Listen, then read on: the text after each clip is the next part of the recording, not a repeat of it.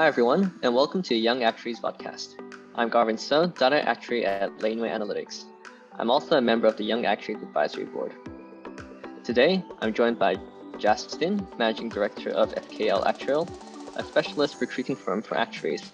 Jas and I are lucky to be joined by Jenny Lyon, Independent Non-Executive Director of Clearview.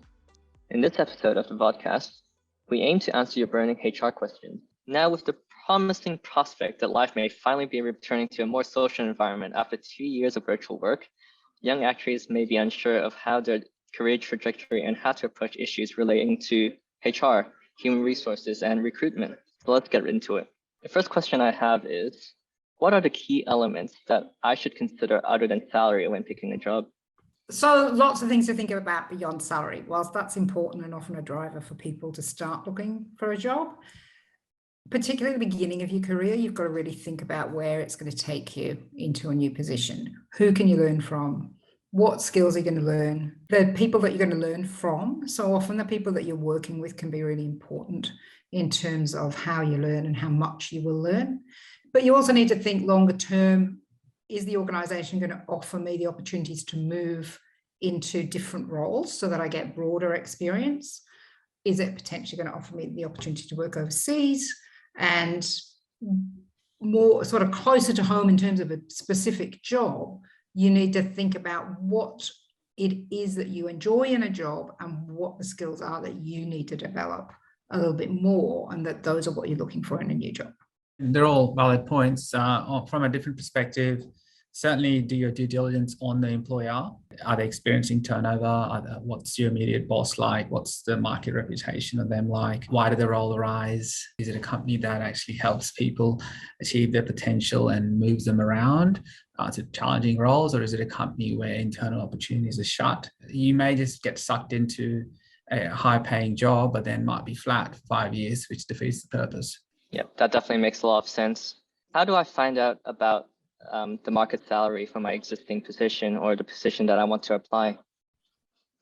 I think one should use multiple sources of reference. The most dangerous thing you could do is feel you're underpaid, because I think most people do, and then talk to a friend whom escalates their salary by 50% and makes you feel even bad, and then you get all angry. I think you've got to look at a multitude of things. You've got to get a feel of the salary survey. You've got to talk to headhunters like us, do a little sample of about 10 peers and definitively across different gender, because guys and girls have a different way of talking about their current salary, in my experience, and then come to a realistic view of what you're worth. The good thing about actuarial salaries is it's largely a function at the young ages, function of exam progress and then post-qualification experience. And obviously, as you get older, that goes out the window. But actuarial students, analysts, or young fellows, or even fellows with some years experience, have it easier than most people who are fishing in very grey ground. We actually have a lot of reference points and defined benchmarking. And one should use and consider them all rather than reaching hasty conclusions. Make sure you know that you're comparing like with like, because sometimes when some people talking about salary, they're talking about their package. It might include superannuation, it might include other benefits. Other people will only be talking about their base salary. Make sure that you understand exactly what it is that you're being paid, because sometimes people feel underpaid, but actually when they add it all up, they realize that it may be close to market. So it's just really doing your research and getting your facts right. Let's say this goes beyond feeling. You've objectively found out that your salary is actually below the market rate. So how would you advise actuaries to communicate with their employers to ask for a pay rise? So firstly, you do need evidence, I think, to really understand why you feel, so that you can talk confidently to your employer. I mean, I would suggest you talk to your manager about it. Now, the opportunity to do that is at your performance review. And you need to think in advance about how, if they say to you, okay, so why do you think you deserve a pay rise? You need to be able to justify it. And it may be that the market might have demonstrated that you're below, but there are a range of different factors that come into actually what you're paid. Don't just be totally focused on money. the other way to approach it is to go in and say, you know, this is how I feel about it. What do I need to do in order to get a pay rise? Can you give me some advice as to how I might be able to move up to the next stage? The last thing you want to do is annoy your boss with a regular update on how poorly you're paid, because that's not going to lead to anything. So please don't consider a very top quartile payer with a medium quartile payer and ignore all the benefits you're getting. Like Jenny said, do get your facts straight. Let's say as a young actuary, I would like to switch to a new practice area. What's the best way to acquire the required skill set and to prepare for the interview, do you think? It's no different to going for a job in the same practice area. Prepping is the key, and part of the prepping is doing your homework on the skill set that you feel is needed in the new job, and what is your transferable skill set, what is the learning gap, and how quickly you can cover that learning gap, and how you managed to cover learning gaps in the past, and how bright and energetic you are, how widely read you are in the topic, and how much energy you enthuse into the room. All of these things play a big part as opposed to the knowledge you may have accumulated over the last year, 2 or 3, because the fact is, even the people at your level who have been in that practice area, you know, they haven't learned it all. Even they, you know, and you're basically being judged on your learning potential and your cumulative effect of having you in the room. And sometimes having different practice area experience might be beneficial because you're bringing in different perspectives. It's not rocket science to move practice area. You just need to get your basics right and have a core level of genuine enthusiasm about the new practice area. Now, jumping into data analytics is a hot thing. Everyone wants to do it, but you know, understand what it is. Don't just do our course and say, okay, I'm going to do data analytics. You know, 15, 20 years ago, everybody wanted to do investment banking, but people didn't actually know the area. They just wanted to do it because it was cool. Lastly, don't expect the top dollar. Don't start bargaining for the highest salary as well as a new experience as well. Be realistic on that regard, because salaries will catch up once you've accumulated experience. You do need to do that research, and one way you can do that is by talking to people in the industry and trying to get an understanding of the jobs that they do. So if there are people in your organization, you like the look of what they do, go and talk to them, get some information and make some connections, as well as being prepared for when you do that interview. But it is true that sometimes you may need to go backwards financially in order to move forwards. And I've certainly seen many people do that, who've gone, I want to do this job because I want to do it. And they do take a short-term step back, but ultimately actually progress more quickly because it's an area that they're really passionate about and want to work in. How would you advise actuaries to address conflict resolution in the workplace? For me, it's all about communication. It's about talking to people, hoping to, I would advise people to look for small areas where you can see potential conflict and deal with them early, rather than wait until something reaches a big problem from your point of view. If you have a conflict with an individual, you don't use a meeting in order to discuss that conflict. You need to deal with it privately if you can.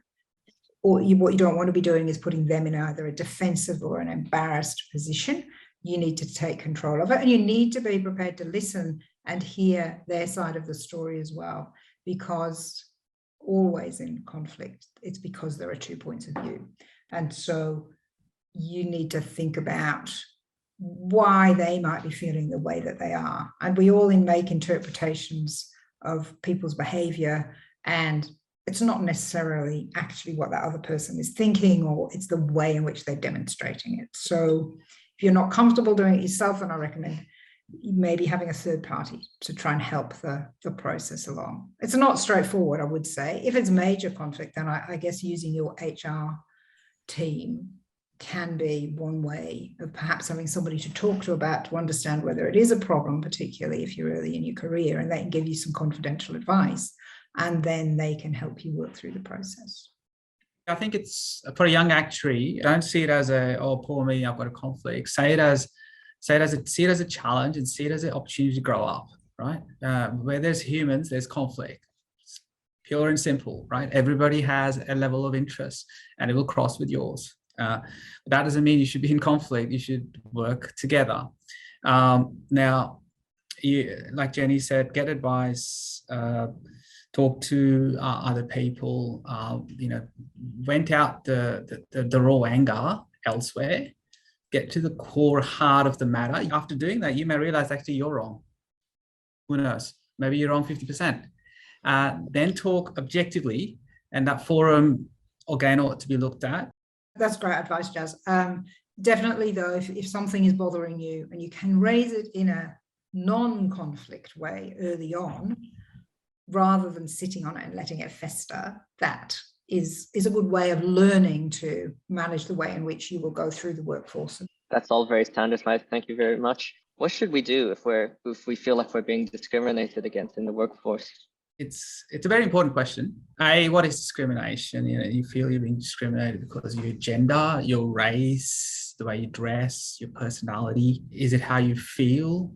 Is it because of prior experiences of you discriminated elsewhere and you just related the two experiences with the individual and all of a sudden you're labeling yourself a victim? Or is this a genuine discrimination?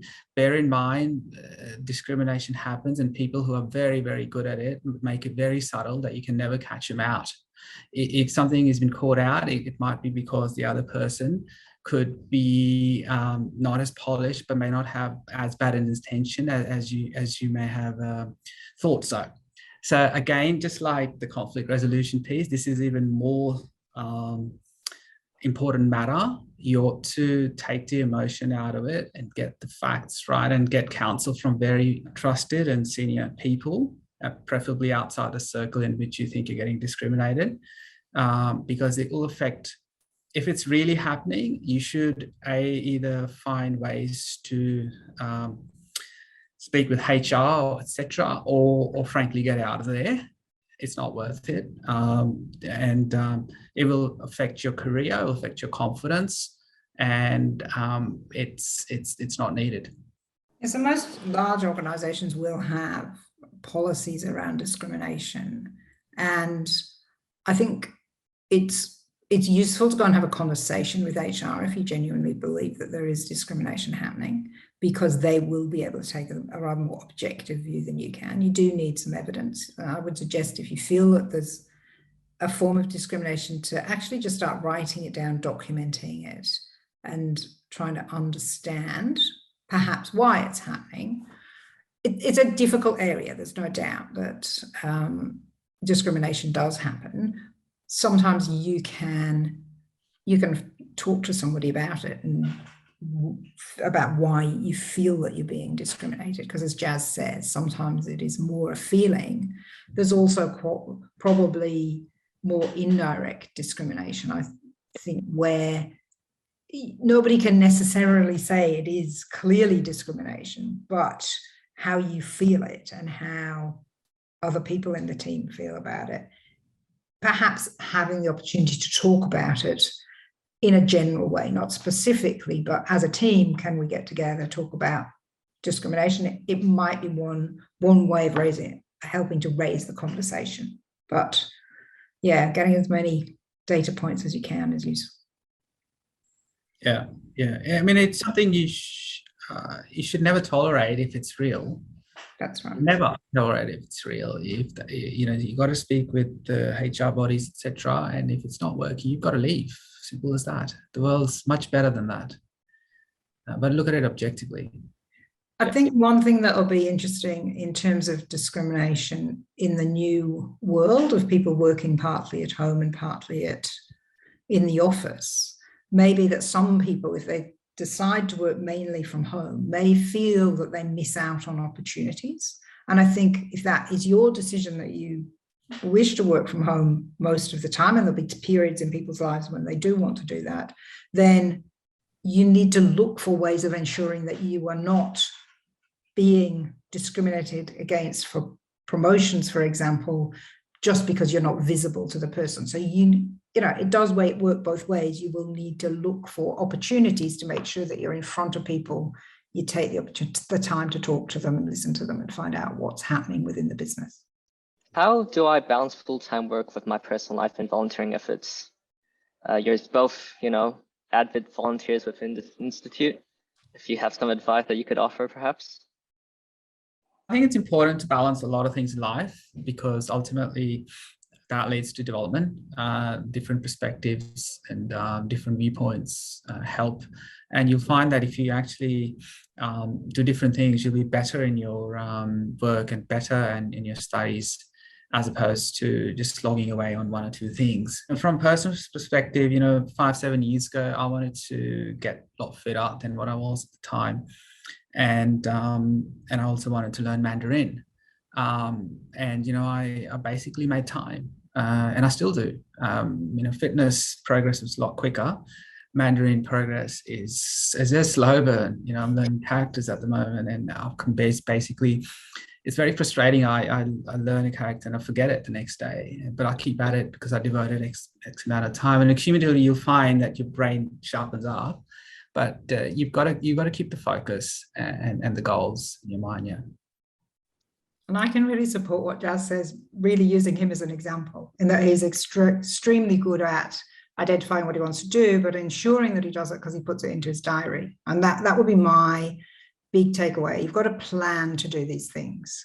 And occasionally things will get in the way, which means that you can't attend whatever, course or whatever it is that you want to do. But if you don't plan to do it, you won't do it. You'll never find time. There are people who always say, I'm going to do something at 5:30 at night, and they never do it because there's always something gets in the way. So you do need to be quite disciplined about it, and Jas is particularly disciplined about that. You'll actually be an inspiring figure. You will, if you keep the rigor and discipline, you will inspire your boss in thinking, maybe I should do something. And you will gain a lot more out of it than what you think. You just got to be focused on it. Well, thank you both. That's all that we have time for today. I hope everyone listening to this podcast has enjoyed this discussion. Please check out our Actuaries Institute podcast for more actuarial content. If you look at this and you have more questions or comments, we'd love to hear from you. Don't forget to join our Young Actuaries LinkedIn group, and there's a link to this in the podcast description below. So do keep an eye out on your inbox for emails and on the Institute's social media channels. Jas, Jenny, thank you so much for joining us for the podcast today. Thank you. Pleasure. I'm Garvin, so bye for now. Bye.